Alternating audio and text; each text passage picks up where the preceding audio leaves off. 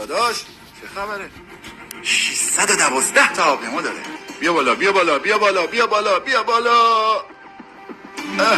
18 تا 18 دنیا تو هم یا 2050 تا توپ انداز. وای بابا بیا چقدر زیادن.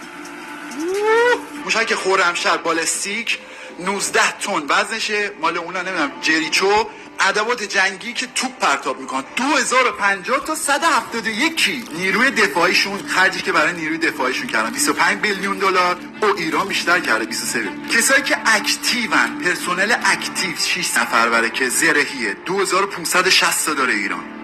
معتاد نمیشی بهش. الان من یه سال خودم گل میکشم هنوز معتاد نشدم. این کانتنت تو میذاری بچه 15 ساله 13 ساله میبینه، یه ذره شرف داشته باش، تبلیغ گل و مواد و فلان میکار. کی میگه گل ضرر داره؟ کی میگه